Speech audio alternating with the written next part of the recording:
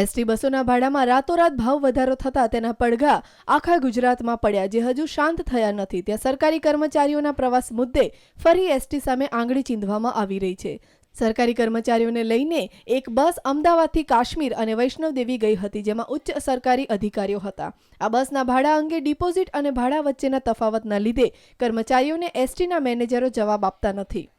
એસટીની બસ અમે બુક કરાવી હતી 6:11 બપોરે 2:30 વાગે પૈસા ભર્યા. એના 3,30,000 રૂપિયા ભાડું હોય છે. 30,000 રૂપિયા એ લોકો એડવાન્સ લે છે કે જે બસ એક દિવસ લેટ આવે તો ભાડું કાપતા ભાવ.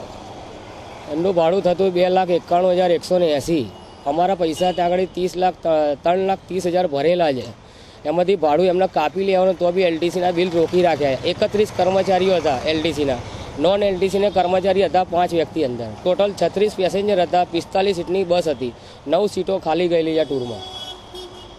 એસટી ડેપો તો કે અમે બિલ આપીશું કરે, પણ હજી સુધી આપતા નથી. આ 39 દિવસ થયા ટૂર ફરીને આવ્યા પછીના, તો બી હજી સુધી એલટીસીના બિલ આપેલ નથી. સરકાર નિયમ જે 30 દિવસની અંદર જે તે કર્મચારી પોતાના ખાતામાંથી રજા મૂકીને ગયા અને 10 દિવસ પેટે રજા મૂકીએ તો 10,000 રૂપિયા સરકાર એમને રોકડમાં રૂપાંતર કરે છે અને બિલ મૂકે એટલે બાકીનું પેમેન્ટ એ લોકોના ખાતામાં જમા થઈ જાય છે.